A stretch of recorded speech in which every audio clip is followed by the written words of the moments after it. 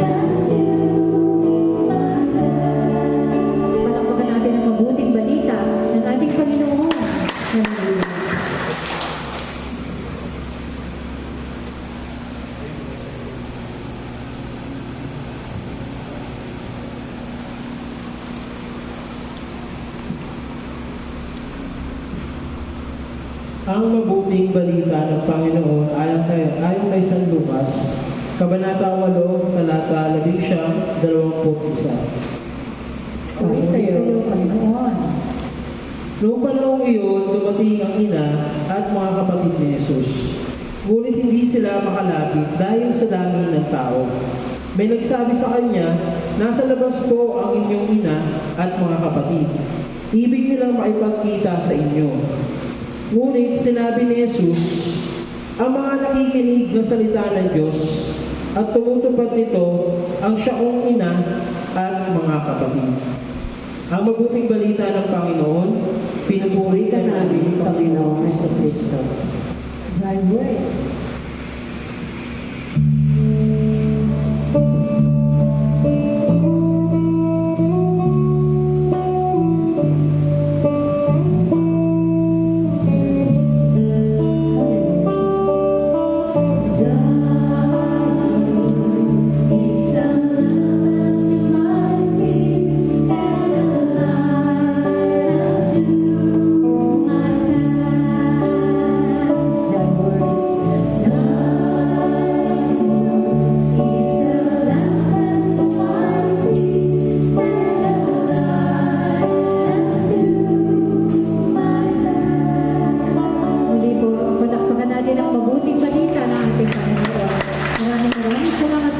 sa iyo, Panginoon. Okay.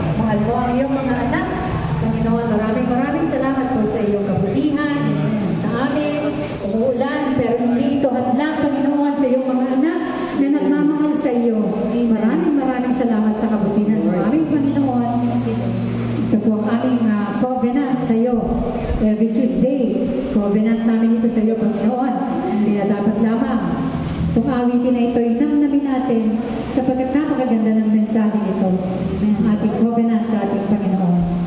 Covenant. Hallelujah.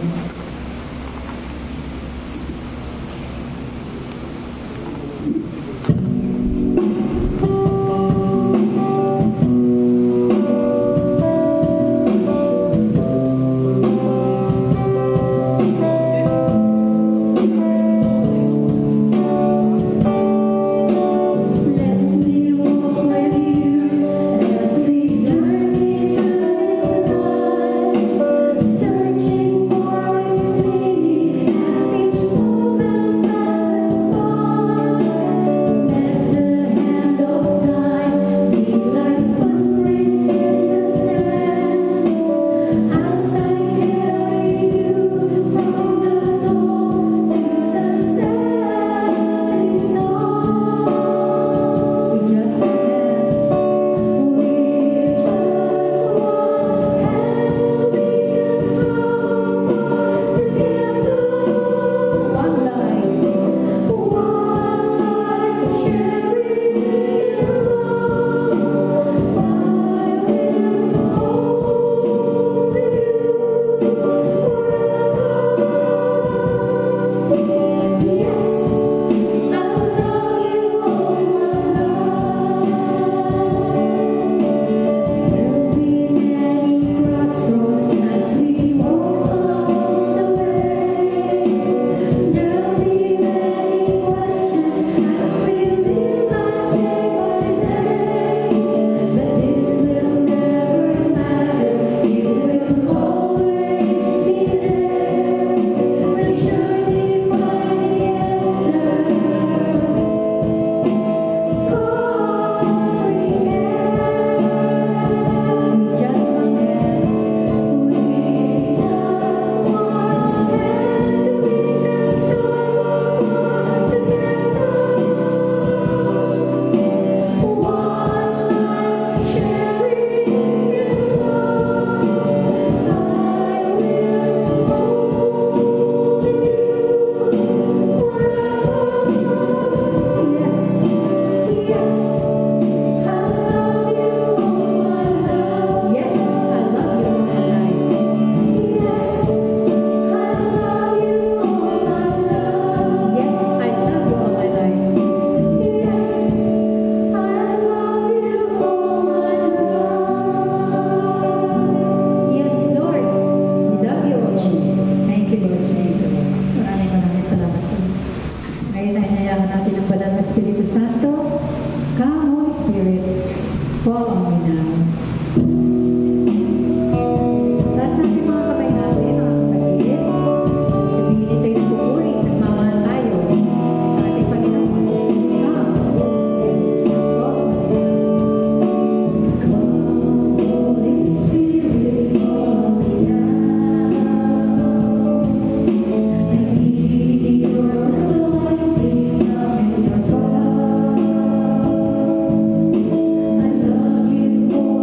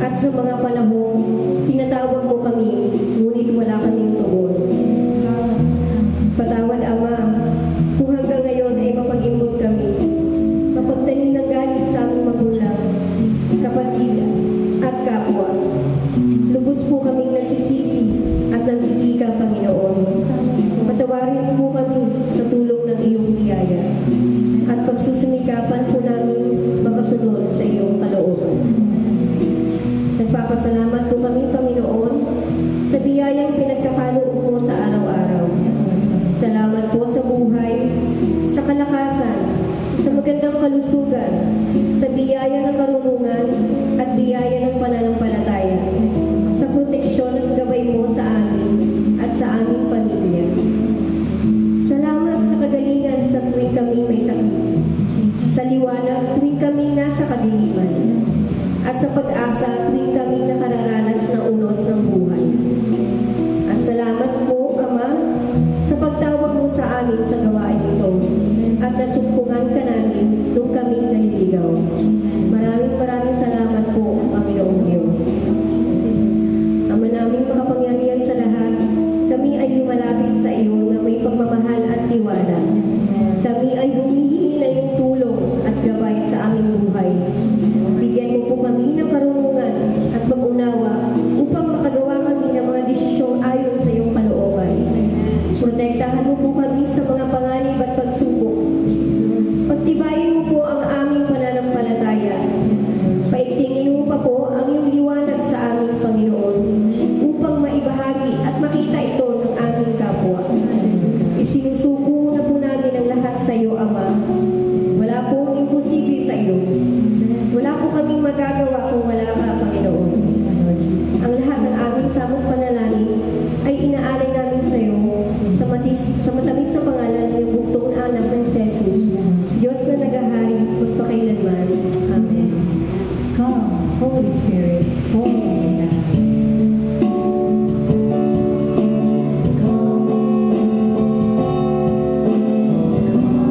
Holy Spirit, fall on me now. I need your anointing, come in your power.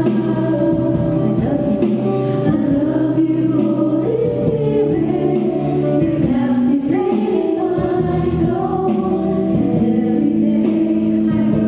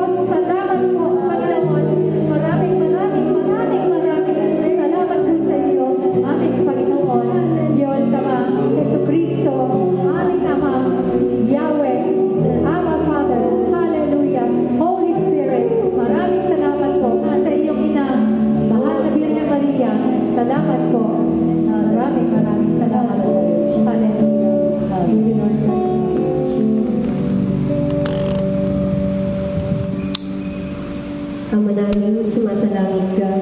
Sambahin ang ngalan mo. Mapasa amin ang kaharian mo.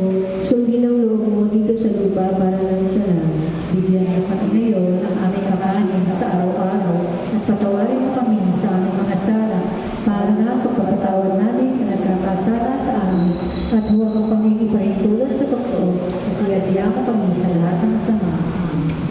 Mahal na Ina, ipanalangin mo kami sa iyong anak na si Jesus upang mapagtagumpayan namin ang anumang pagsubok sa buhay.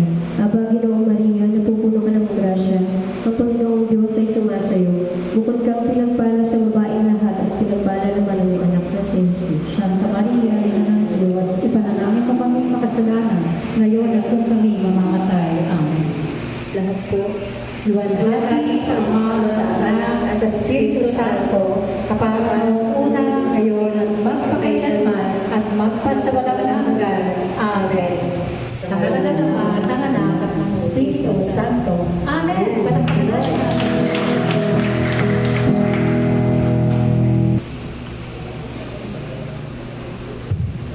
Hello po, good evening po sa ating lahat. Nga pala po kami po ang inatrasan sa St. Paul po. Magko-community na sa tayo sa araw na to. Bibigay po ng katanungan po sa akin ng si Sister po.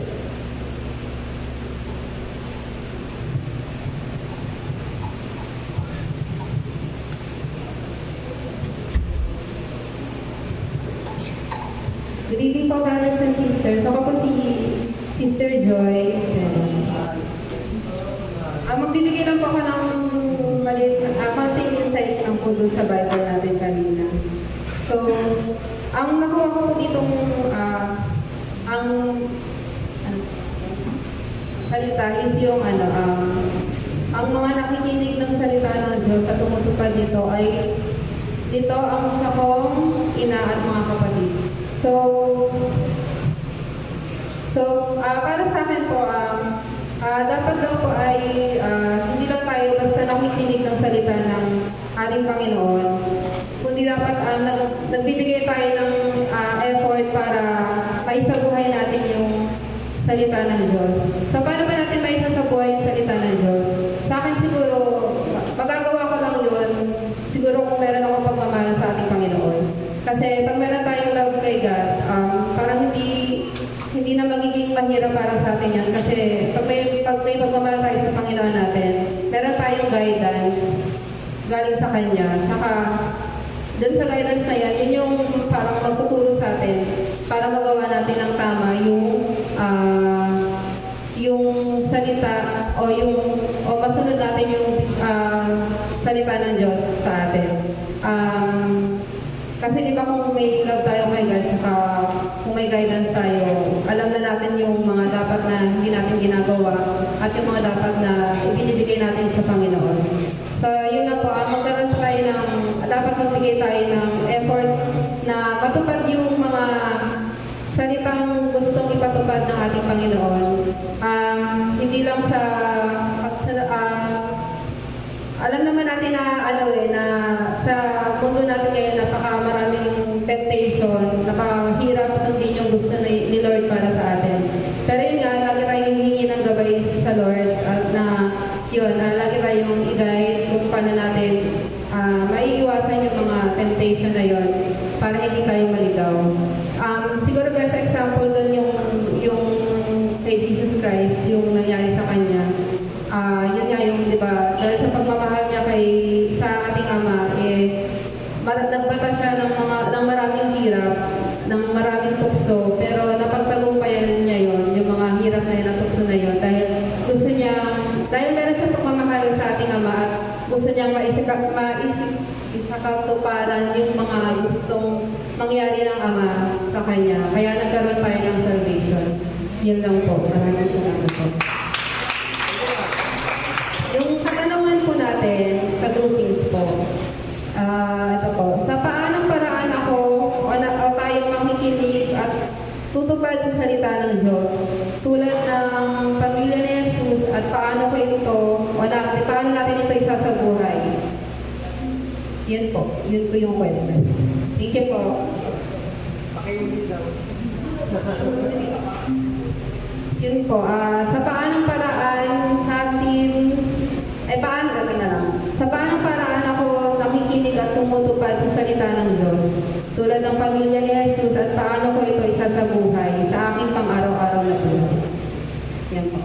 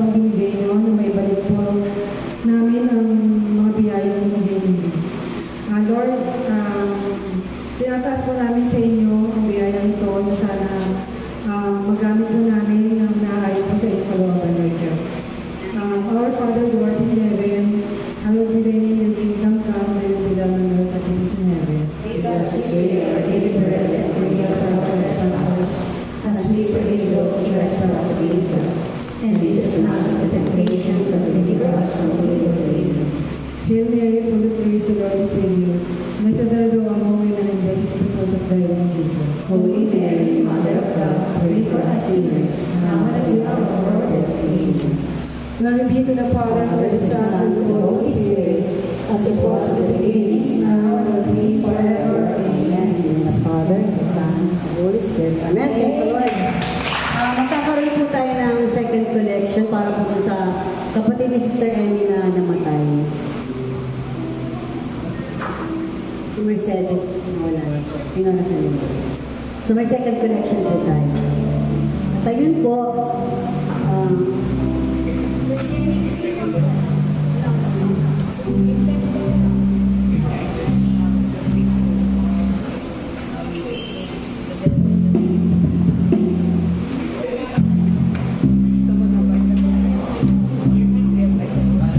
Sige po, bago habang sa second collection po tayo, announcement lang po.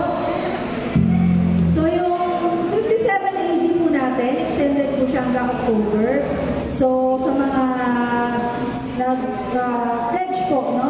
Para po sa 57 AD, pwede pa rin po, continuous pa rin siya hanggang October. Sa mga donors and sponsors po, na kulang pa po yung payment, pwede pa rin po magbayad. And then, yung Mr. and Miss Little SCP po natin, October 23 po ang third and final canvassing. So, please bili po kayo ng mga tickets na po para masuportahan yung ating candidates. So, October 24, Parish Dedication Anniversary and awarding po na Mr. and Miss Little SCP. So, last canvassing po, mataas po yung ating na-submit, no? And then, October 11, meron po tayong pilang bayan. Tapos, magkakaroon po din tayo ulit ng isang concert for a cause. So, that is on December